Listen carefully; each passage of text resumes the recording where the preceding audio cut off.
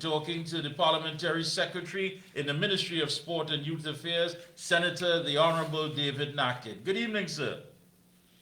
Good evening, Mikee K, and good evening to your listeners, and looking forward to a productive discussion. Yes, indeed, as always. I know last time you got tied up, but these things happen, and you made it quite clear, Mike, I need to talk to the people, so he is here, folks.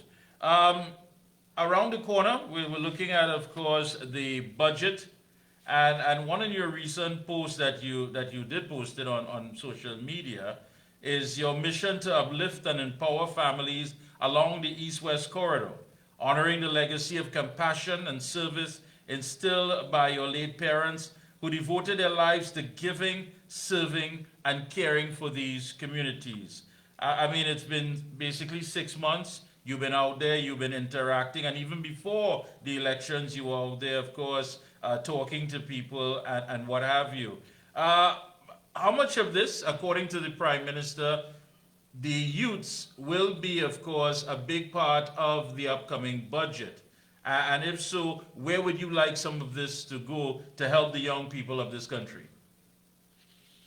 Well, a youth development policy, a national youth development policy is absolutely essential to the growth and to realize the potential of our most prized asset, which is our human resource, our young people.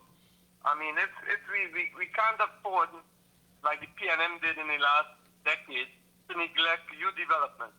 You know, what they had was a lot of events, a lot of shows, caravan events, nothing that relates to sustainable youth development policy. And I think Persad-Bissessar, she realizes that even from before.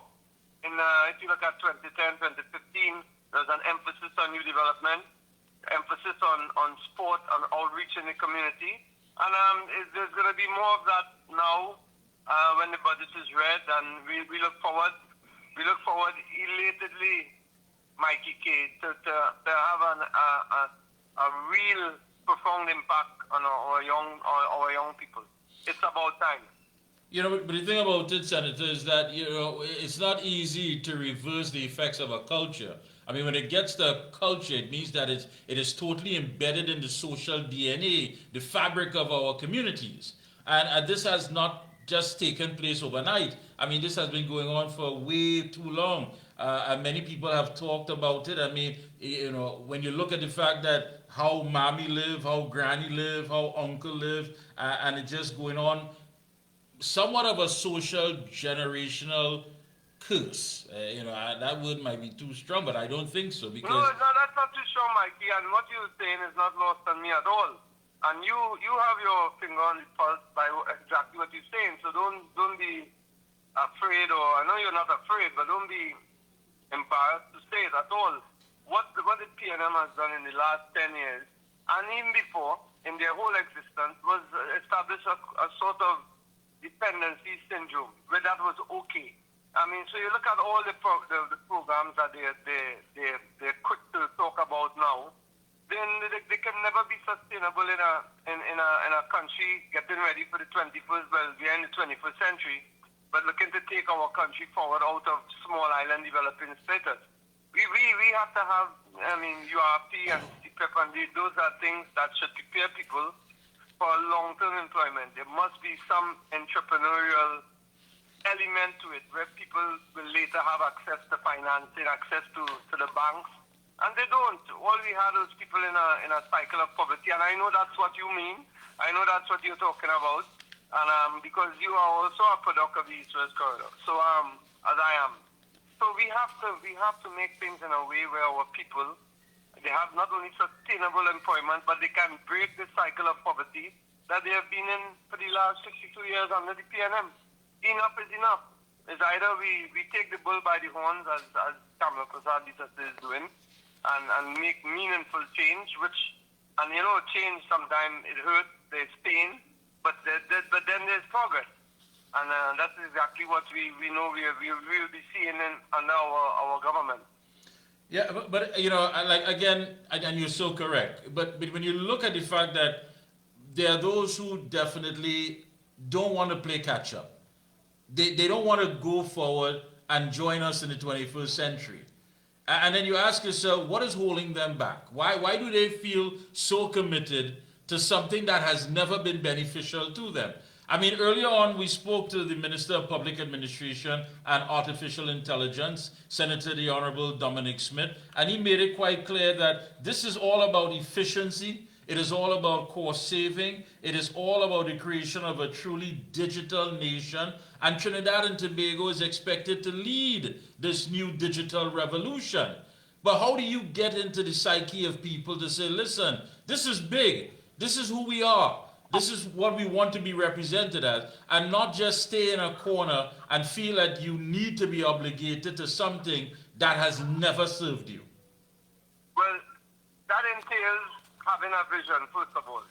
And not just a vision with rhetoric. It entails a fair amount of implementation of that vision. And that is something we've never seen, Mikey, under the PNM. You know, they've come with Vision 2030, they've come with all kinds of things that were never implemented. They're not interested. The PNM has always been interested in maintaining the treasury for their 1% finances.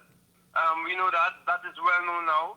Now we have to come and change that. It's not easy because you have a former government that controls the narrative in the media, largely mainstream media. And it's not going to be easy to change the mindset of people who have been indoctrinated to live their lives through their leaders. And that's the PNM for us. They live their lives. They have nothing, as you've said. They've not benefited in 60-something years, but they live their lives through their leaders. So when they see Rowley and Young and they having millions and billions on a politician's salary, and they feel some kind of gratification by watching them succeed while they haven't succeeded.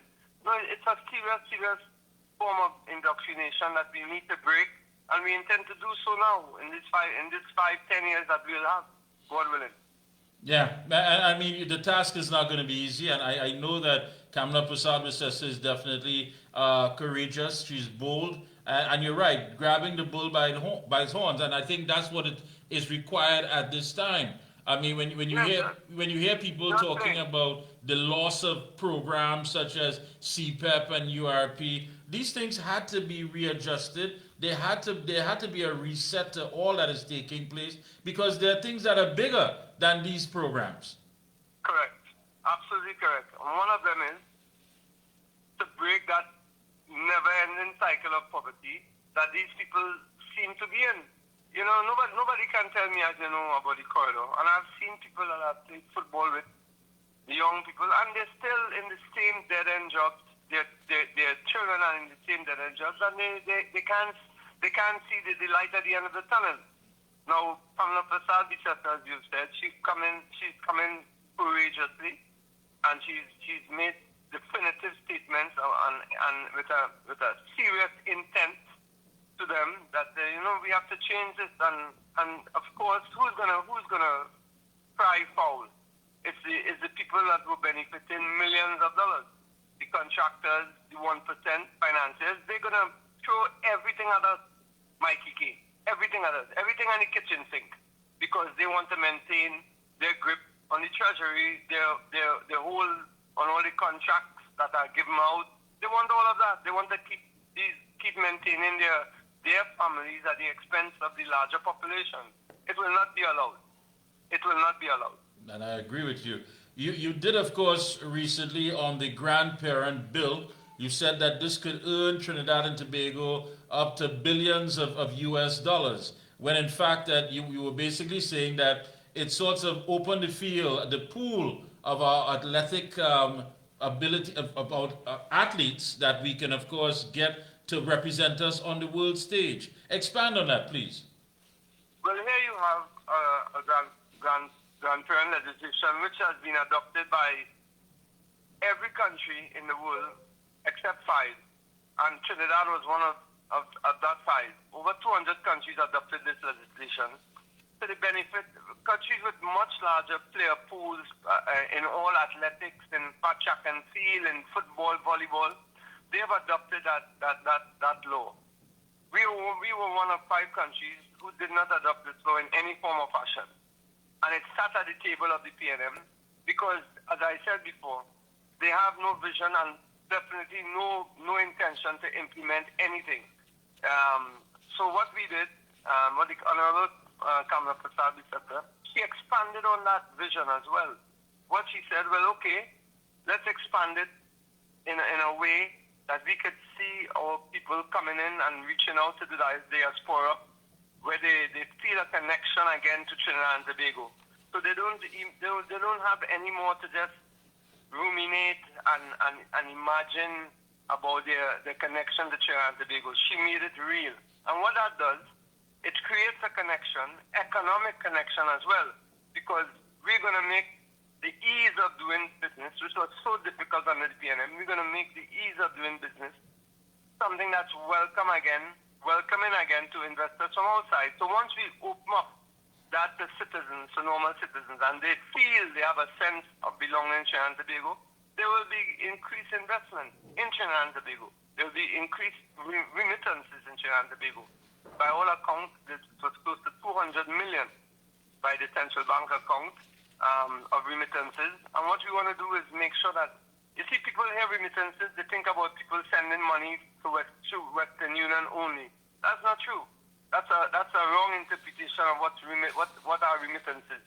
They can also be people sending money to open business, to invest in businesses, and to invest in housing, in land, and all of that. And the Prime Minister had a vision for that, and I think we're going to see the fruit of that, God willing, in the next couple of years. Wonderful. Any closing comments? Go right ahead.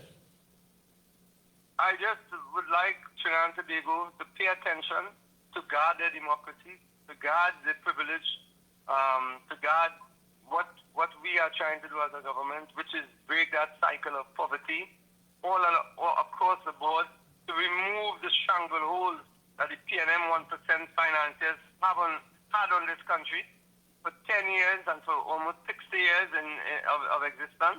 We are trying to break that. We ask them to be patient, and they will begin to see the fruits of our labor in government. Thank and you. I wish, as usual, our country the best. God bless all of us. Thank you so much, Senator. Keep up the good work, and we'll be checking in with you periodically. Thank you so much. Thank you, Mikee K. Take care, my brother. Thank you. Always outspoken, always getting to the heart of it. Parliamentary Secretary in the Ministry of Sport and Youth Affairs, Senator the Honourable David Nakhid. The Observer.